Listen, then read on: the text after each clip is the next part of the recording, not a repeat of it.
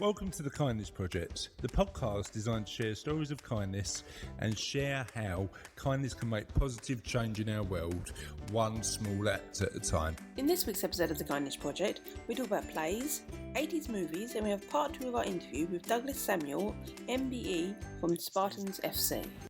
Welcome to the Kindness Project. I'm joined by a man that's wearing glasses and a girl that's wearing glasses. Good and a man who made very little effort into his introduction, but tried all the same. But truthful statements. Very true. I mean, that is Russ. Russ is very much Route 1, isn't he? Yeah. Do you know what I mean? Get the job done. Get the job done, Russ. Route 1 Russ is your new nickname, Russ. Route 1. Route 1 Russ. Route 1 Russ. It's funny because his name sounds like my Facebook profile tonight. Yeah, Route 1 Russ. I won't see it because I'm not on Facebook anymore. But it's like you're saying Route 1 bus, but you're actually saying as long as he's not at 69, it don't matter, does it really? But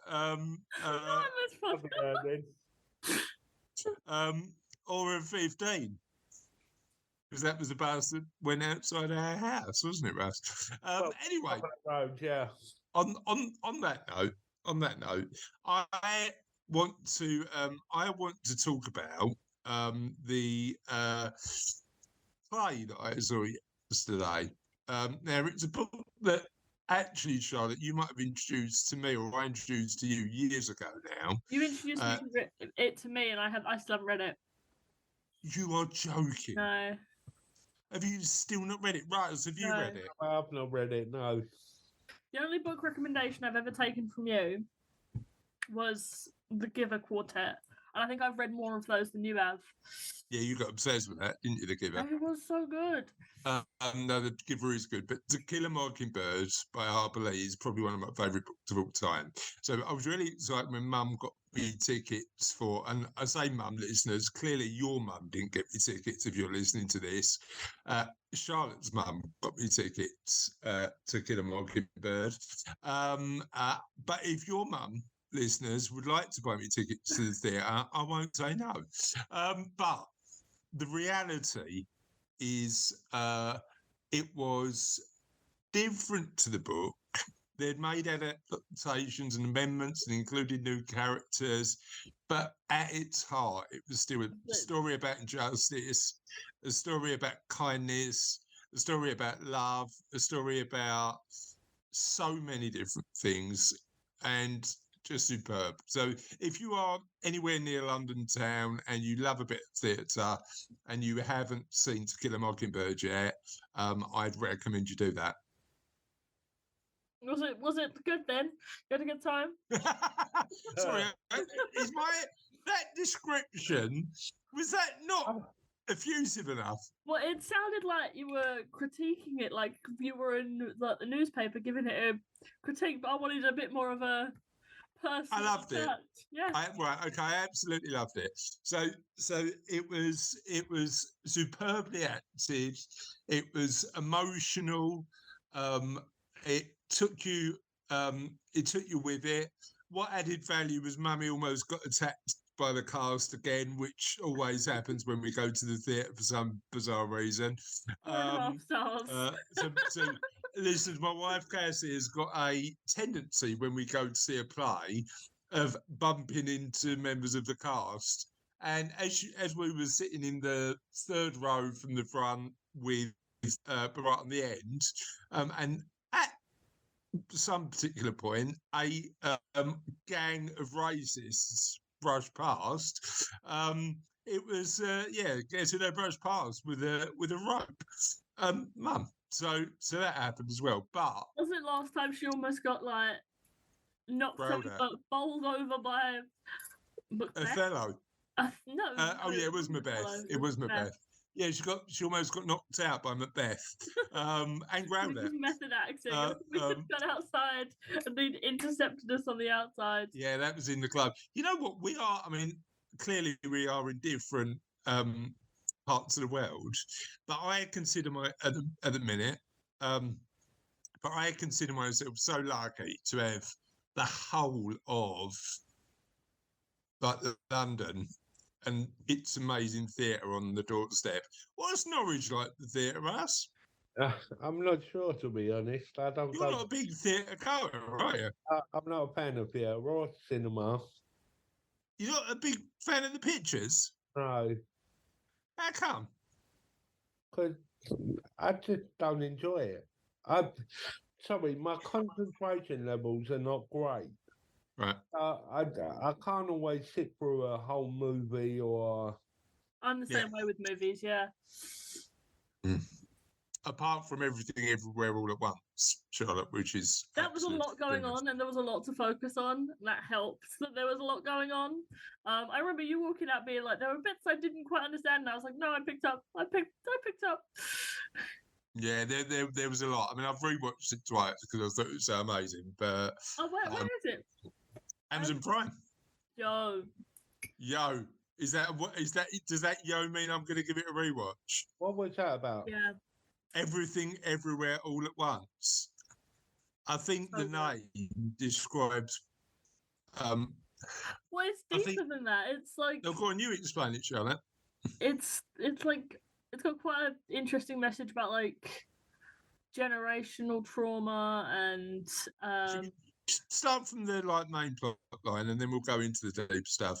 so it's about this woman, and she goes to try and sort her taxes out, and then she ends up in a different universe, and then Oh yeah, I've seen it advertised. yeah, and then she ends up in a fight, and then there's a bagel. Yeah. I mean, you are really underselling it, aren't you?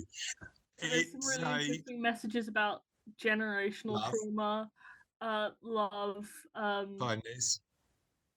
the effect of. I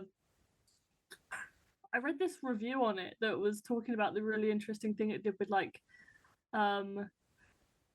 second generation immigrants as well, which was really interesting take on it. And you can clearly see it looking back on the film. Like such an interesting And welcome to the film and theatre podcast with Charlotte, Russ, and Chris. You know what? That wouldn't be a bad podcast. I'm just saying. Well, no, it wouldn't be a bad podcast, but Russell's head might explode if we get him to produce one more podcast at the minute. So we're not going to do that. We're not going to do that. But yeah. So look, and Charlotte, Matthew Modine was in the leading role. And if you don't know who Matthew Modine is, he plays is he a doctor or professor? I can't remember. He plays the doctor, the main doctor in Stranger Things, doesn't he? But this is the problem with a film or theatre podcast. Oh, we'd be doing a review, Charlotte, and Russ just began, I ain't seen it. I ain't seen it. That's the problem with that. You know what else is on Amazon Prime right now that I'm really enjoying? Hold on. Tell me. Yeah, tell us. Why I gotta hold on? Okay. The Legend of Vox Machina season 2 just started releasing a couple of weeks ago. Fab. Russ, have you seen it? Hi. You ain't seen it? Highly recommend. They release episodes in batches of 3, so yeah. Highly recommend for Russ. I mean, can we just name some movies and see if Russ has seen it? Yeah. And I want you to use the phrase, Russ, please. I ain't seen it, all right? Mm. Not The Godfather. Seen it. I ain't seen it. Seen it. Ain't seen it. Godfather Part 2. Seen it. I ain't seen it. It's grainy. Oh, here we go with the grainy movie business. Can you explain to our listeners our conversation on the way back from, funny enough, the theatre in January? I struggle with poor video quality and visual effects because I just can't take them seriously. So Russ, we went to see a musical at the start of January before Charlotte went back up to uni, and we were in the car on the way back, and she went, Dad, they did make a film, the musical was Newsies, which I'd never heard of before, but apparently they made it.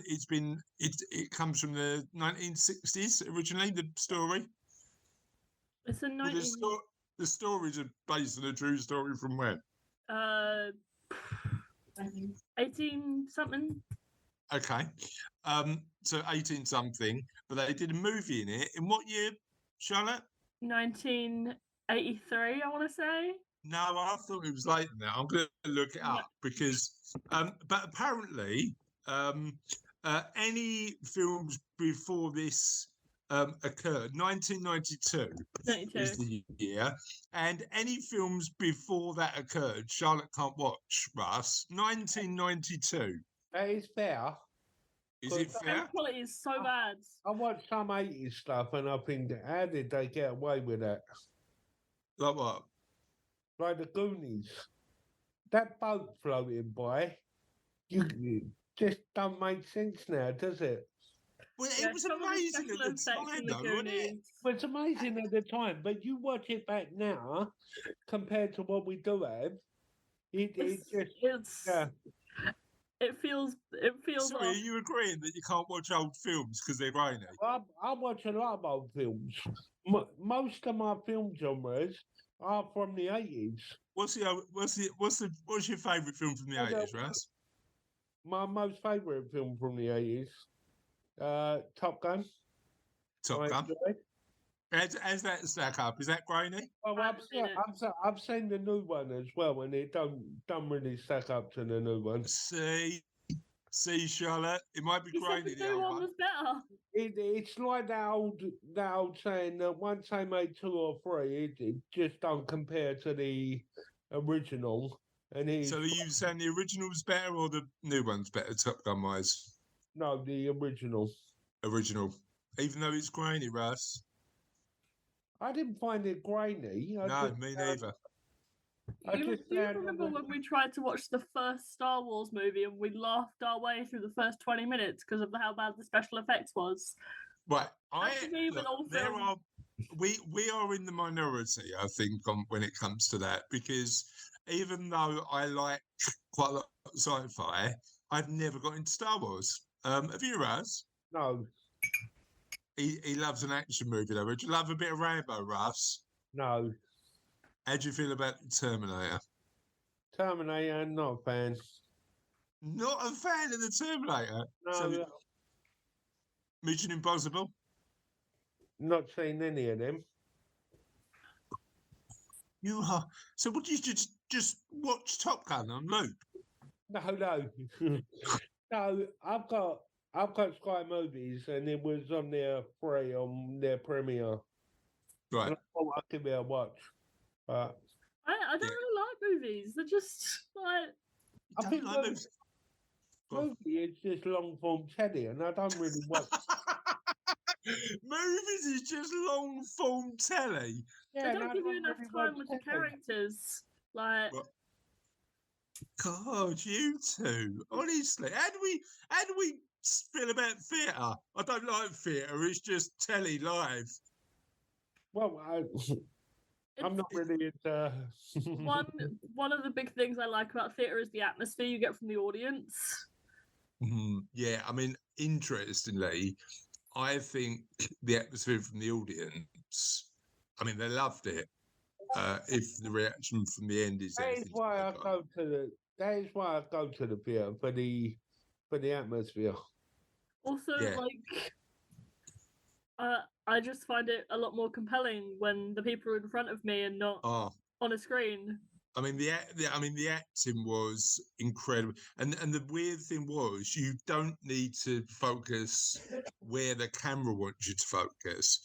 You are looking around and going like that person who isn't speaking at the minute. Like, there's elements of it. I can see how that would be enjoyable.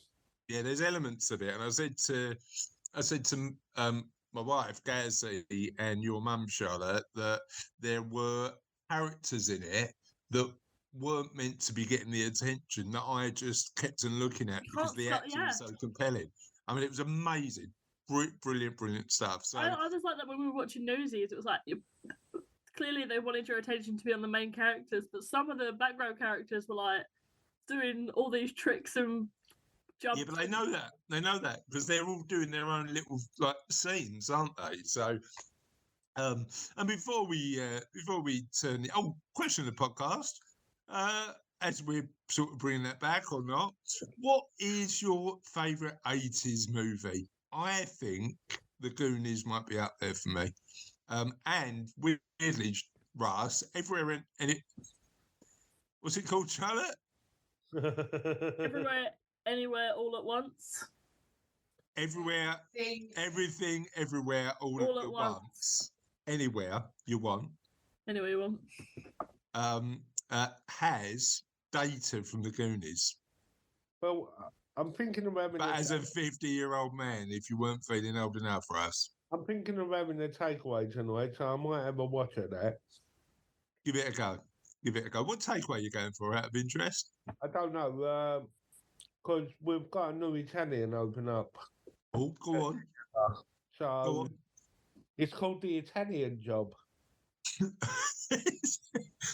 Fantastic. Can I just tell you one thing? We also, sorry, this has turned into a podcast about what I got up to on my Saturday night. You know what? It's fine. We went to a place called Bill's in London, which is in Soho. Other stores called Bill, other restaurants called Bill's are available. The flower pots. Yes. So they had this thing called Bill's flower pots. The flower pots were edible. It was filled with dirt, which was chocolate, and cream. It was absolutely amazing. So if you ever get the chance to go to the theatre, as a pre-theatre dinner, Bill's is definitely recommended. That's worth giving it a go. Shall we talk about some kindness when we move on to the next part? And Charlotte's going to read the articles today for Kindness News. Right, I'm doing this, am I? Let me get myself comfortable. Righto. Police officer wins award for act of kindness after buying groceries for vulnerable woman. A police officer from Denver, Colorado in the USA has won an award for an act of kindness after buying groceries for a vulnerable woman. It was a regular day when Officer Melissa Martin responded to a noise complaint in an apartment complex. However, after turning up at the apartment, Martin discovered a woman in need. Recently out of an abusive relationship in a new apartment, the woman suffered from substance abuses and mental illness and had not eaten in 4 to 5 days. Martin opened her refrigerator to find no food. The woman was older than her, making her question what had happened to her parents in a similar situation. She took it upon herself to fill the woman's fridge with a week's worth of groceries, using her own money to pay for them. I try really hard not to judge, just try to help them in the situation they find themselves in. If the world would just treat people like they would like to be treated, how much of a difference might that make? The award was given by Citizens Appreciate Police, a non-profit that recognises Denver police officers that serve the public above the regular call of duty. I absolutely love that, and it's right. We need people to actively get involved, helping others, and making sure that we make the world a better place. So I love that. I'll do the next one, Charlotte, and it is homelessness charity. Homelessness charity. I'm getting all the click-throughs on the page now. Homelessness charity thanks Chichester Care Home for Year of Kindness. A home charity. I've got loads of pop-ups. Homelessness charity is thanks residents and staff at Chichester Care Home for raising hundreds of pounds to help its work. A homelessness charity is thanks residents and staff at Chichester Care Home for raising hundreds of pounds to help its work. Stone Pillow said the support from Colton's Care, Wellington Grange will go towards the running costs of its busy hub in the city, which was used by 225 people in need last year. After they nominated Stone Pillow as their Charity of the Year of 2022, residents and staff at the Broyle Road Home organised a series of fundraising initiatives, including a dog show and collections of donated cut clothes. The two team members braved a sponsored overnight sleep out in the grounds of the home, while resident Jill Christensen spent many winter hours knitting 8 woolly hats for Stone Pillow clients to wear. Attending the home to accept a cheque for nearly £600, Lee Stroud, Stone Pillow's fundraising manager, said, "We're so grateful for the support that Wellington Grange has given us throughout a year-long partnership. It's not only the financial donations that help, but also the practical items as well, like the hand-knitted hats to keep our clients warm." You know what? There is so much that goes on in the world of like just businesses helping charities, and I'm a firm believer in that, because I think that organizations designed to create jobs and make profit also have I don't know if it's an obligation, but certainly should really consider playing a part in their local communities and helping them out. So it's great to hear stories like that, and certainly, as you guys know, we try and do our bit for charity at Savello, and help others out. And I know there's thousands of businesses across the country that do the same. What do you guys think? Yeah, I totally agree. Yeah, I think it's important. I can definitely vouch for you that you do a lot. You do a lot for charity. Well, I do a lot. I suggest stuff and then give the work to you, Russ. That's how it normally works, isn't it? But I don't think that's all you do for charity, but you walk the streets collecting money with Santa, don't you, and all that. True, but yeah, I think, I mean, like, if you looked at the amount of businesses that do well, do good, and just raise money, it would be millions and millions and millions of pounds every year, and across the country, loads of people getting involved. I think anybody who's got an interest in the community just needs to think about that as part of their life and their business. So it's amazing that a lot of people do. And on that note, I want to introduce our individual we were interviewing. One of my favourite all-time interviewees, a guy called Douglas Samuel. Now, Douglas Samuel has got an MBE. He got introduced to me with an email that basically said, "You need to speak to this guy because he is amazing." He's a football coach. But he's not only that, he's clearly a very wise and kind man who does loads and loads of work up in Scotland, near Edinburgh, with his community. But one thing I'd definitely say about Dougie is he came into his own, certainly during COVID, and part of his story that we'll share today and share over the next couple of weeks is the amazing work he did during that time. So let's listen. And then left corporate life and went into football. How did that transition happen? Yeah, so what happened there was, again, it was one of these sort of like significant life experiences, I guess. I'd had a good career, and in general, the trajectory had been upward. It had gone really well. And then I sort of came across my first sort of big disappointment, really, where my senior manager at the time told me that they no longer wanted me to be part of their management team. So I was effectively getting shunted to the side. Right. And this was the first time I really had to deal with rejection in my working career, my professional life.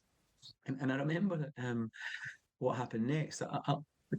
My manager invited me to obviously leave if I wanted to leave and go home early that day, because she could clearly see I was upset. I'm not embarrassed to say that I had a cry. Yeah. I said, no, I'm not going home. I've got a department of over 100 people. I'm going back out to run the department. So I went back out to the department. And in those days, I used to do this wee sort of quirky thing, Chris, where I had a flip chart by my desk. And every day I used to write a motivational quote on this flip chart. And people would go by my desk to see what I'd wrote that day and so on and so forth. And of course, I was doing it for me. I was doing it to motivate me and remind me what mattered and what's important. But I was creating a ripple effect by other people coming to see what it was. And of course, within my department, it was like, no, I wonder what he's going to put up today. And one of my manager's peers appeared And I thought he was just coming across to have a look at my motivational quote on my flip chart. But he came up and had a conversation with me. And the short version was this, that he sort of reassured me that he said, look, I know what's happened to you. For what it's worth, I don't agree with the decision.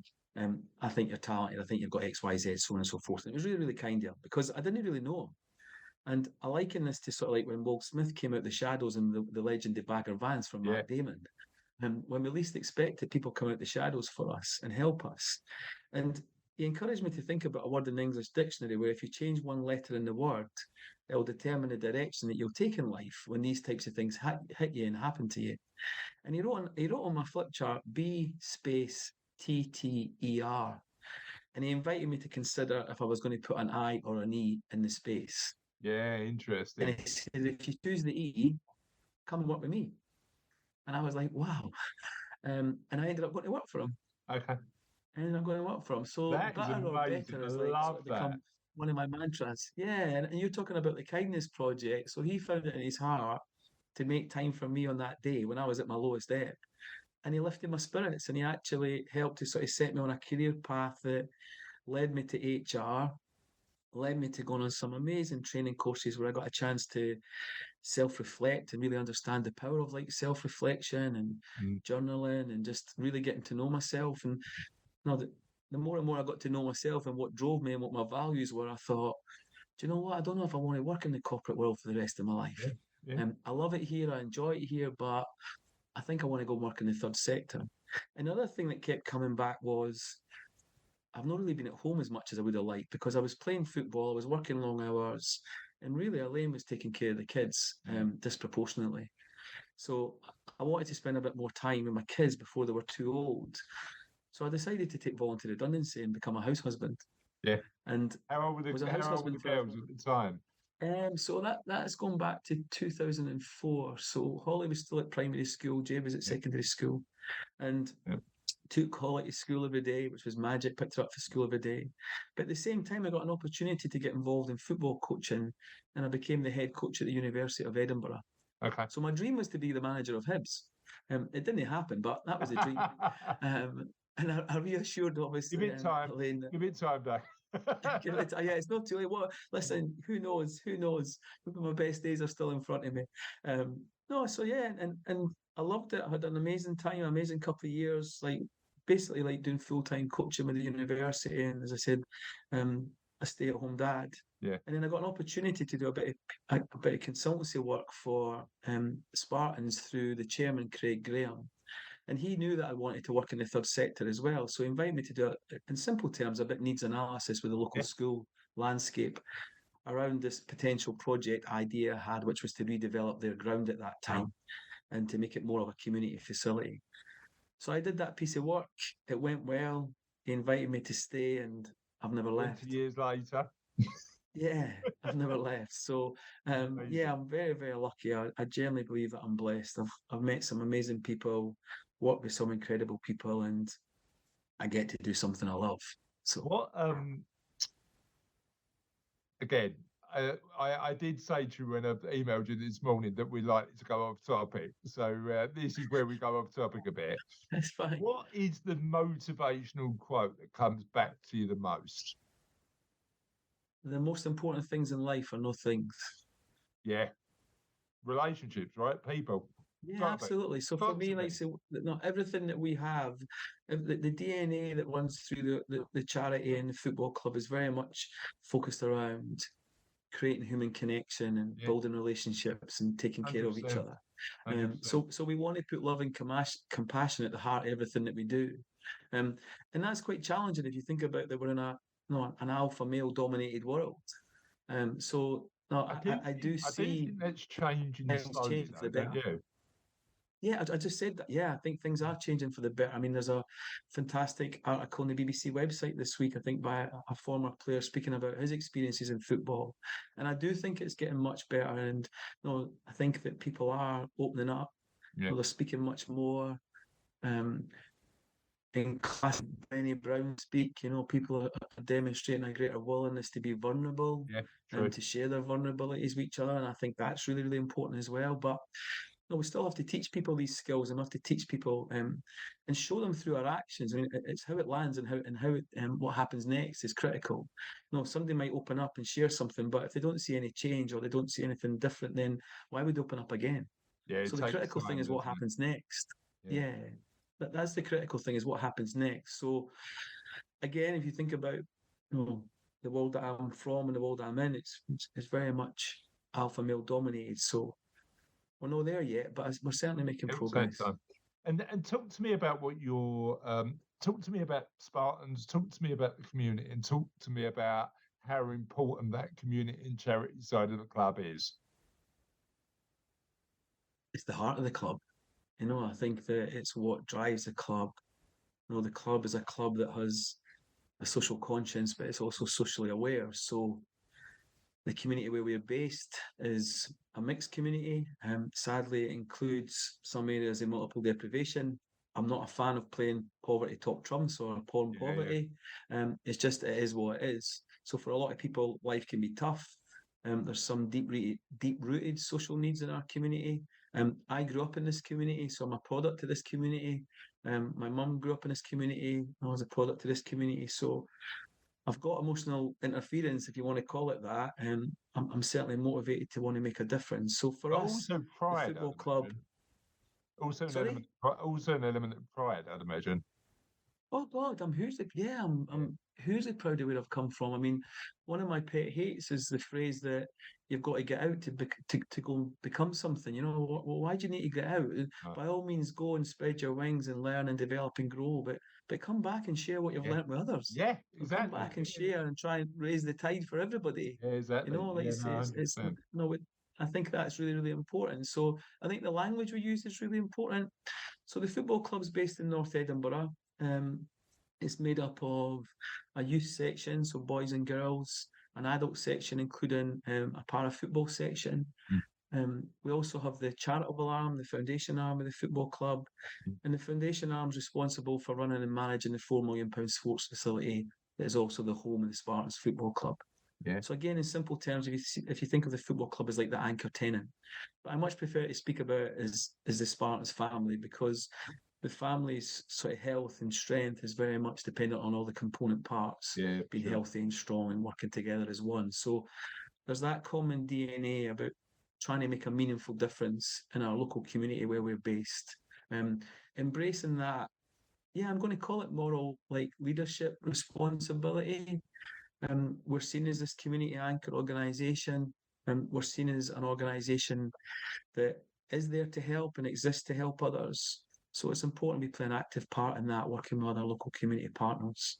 Amazing. It's really good. What and the work, just to finish off, the work is sort of and I may actually answer your next question actually. So our work is focused in 3 or 4 thematic areas. One of the key areas for us is education. So a social need in our community might be the low attainment gap. It's no secret that children growing up in low-income families, in terms of their academic achievements, that gap is getting wider and wider, and it's been exacerbated by the pandemic. So we do a lot of work in education, whether that's having education officers based in primary schools or youth workers based in primary schools. We also do a significant amount of work around youth work, so delivering various programs for boys and girls and mixed clubs and so on and so forth out of school hours. We also work, as you would expect, in the physical health and well-being and activity space, so the delivery of lots of purposeful play programs or community coaching programs. And then the last thing is obviously embracing that responsibility to help create and build social capital in our community. So working with other local partners to, as I said, try and raise the tide for everybody through sharing resources, sharing IP, and just generally trying to, if we can, be as efficient as possible around delivering services for local people. Do you find that as a football club you get a different engagement from people who work in the community compared to somebody from a more conventional charity, and if so, how? I think the benefit of sport in general, and also football, is that it's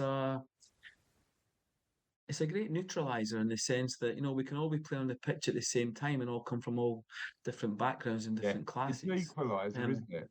It's absolutely, that's a better word than neutralizer. So yeah, absolutely. So no, I think that the power of sport, there's a significant amount of research out there which articulates the benefit of that. But yeah, it can certainly be a force for good. I don't see it as a silver bullet. Because there's also issues and challenges in sport. We need only look at things like child protection and so on and so forth over the years. So I'm not for a minute suggesting that it can fix It could be a way to engage, problems, but it can be as a tool to engage and to start conversations, and crucially, to have conversations around understanding need. So actually getting underneath the bonnet and identifying, well, what are the barriers to participation here? Yeah. Is it about affordability? Is it about the lack of equipment and so on and so forth? And understanding that need and understanding what stops people from coming along and taking part. Trying to remove those barriers and trying to encourage them to come along and be part of something. But I imagine some of it is about confidence and attitude, isn't it? It's not for me. Might be a thing that stops people from engaging in that element, right? Yeah, but if we have local knowledge, then and we have a conversation with someone and we can identify that. If we have that local knowledge, then we can maybe signpost them to their area of interest or their passions. Yeah. And again, it's just about making those services available to everybody. I mean, we're saying football is a great equaliser. You clearly haven't seen me play, because I definitely show that even though fitness is okay, lack of skill is an issue for me, Dougie. I told you this story on the podcast before, but I'll share it again. I did something for one of my trade magazines, and they phoned me and said, Chris, we want you to comment on pensions and do a bit of work in there. But what we're going to do is we're going to rent a football pitch over at Vauxhall Bridge. I'm a West Ham fan, turn up in your West Ham kit. I said that'd be great, but I'm really rubbish at football. And they went, don't worry, we've got this amazing slow motion camera that makes everybody look good. I was like, okay, cool, I'll come over and a couple of beers afterwards. Sounded like a bit of a laugh. I am the only player who looks worse in slow motion than I do at full speed, Dougie. That's how bad I am. But it was a great laugh, and I really enjoyed it. Brilliant. Now, clearly your role changed, and from the research I've done prior to this interview, during the pandemic. So tell me a bit about how Spartans FC, you and sort of the community got together to support people during the pandemic. Yeah, of course. So you remember, obviously, at the height of the pandemic and the start of the pandemic, that a lot of public service-based buildings were closed. So these facilities that had been created to serve the public at its greatest time of need were closed. And I understand the reasons that were closed, but I'm not convinced that maybe enough effort was put into actually making them safe places where people could go and get support. So our sports facility, in simple terms, became a distribution hub. And primarily it became a distribution hub, certainly in the early days, for food distribution. I'm sure you're aware that a lot of charities stepped in and tried to make sure that nobody was going without. So working with other local partners such as Fresh Start and Scran Academy and so on and so forth, we created quite a large-scale project to enable us to provide support for thousands of local families in our community. Again, those families living in low-income households in desperate need of that support, and primarily focusing on that food element. But out of that grew other opportunities to help. So whether it was donating clothing, because remember, children were still growing, and for some parents they couldn't afford to buy new clothes, or simple things like underwear and pajamas and basic fundamentals, actually. And so we became this distribution hub that was able to receive donations and then distribute those donations through our network. And I have to say that the response in the local community was inspiring. It was great to see everybody coming together, and it really sort of thrust us into that family support space, I think. And of course, it gave us an opportunity to connect with that wider Spartans family and network too. And it was great to see people from all the different sectors come together, and to see the parents of children who play in our youth section volunteer to help distribute and deliver those food parcels in their own cars. And as you say, that couldn't have happened without that sort of cross community engagement. You need other organisations to team up and get that involved. And in terms of football and sports, I'll tell you what I'm obsessed with at the minute, Dougie. I'm obsessed with This Is Wrexham on. Oh, right, okay. I've not seen it yet. Yeah, okay. It's weird. It's interesting. I mean, look, you can be cynical about Hollywood stars parachuting in, but one of the interesting things, I mean, a couple of really interesting things about the show. Number one is they tell a lot of fan stories and why fans are passionate about the club. But there is a real desire, it seems, for the club to do a lot for the community. And I think that's one of the drivers of what they're doing. We've got part 3 over the next couple of weeks. We'd love for you to tune in and listen again. But we always end the show with Charlotte saying... Because the end of another podcast, but the end is never truly the end, because the end is always the beginning of something entirely new. Now, we are trying to bring Question the Podcast back. We had no answers. You know what? It was good when I was on social media, wasn't it? Because I got loads, but now I'm off. You've got loads of friends. It's not happening. It's a dead zone. But we will end. If we've got an answer to the question of the podcast, we will end. Oh, Charlotte's looking excited because she does know what's coming. We are going to end with Joke of the Week. I prepared better this time. Oh, let's have a Joke of the Week. I took the shell off my racing snail thinking it would be faster, but if anything, it made him more sluggish. Right. No. That's a really funny joke. And you're not allowed to come with funny jokes. That's quality. They're meant to be awful. I'm going to tell that joke all week, Charlotte. Thank you I've got more. for sharing such an amazing joke. Have a lovely week, and we'll see you on the podcast soon. Bye. Bye. Bye.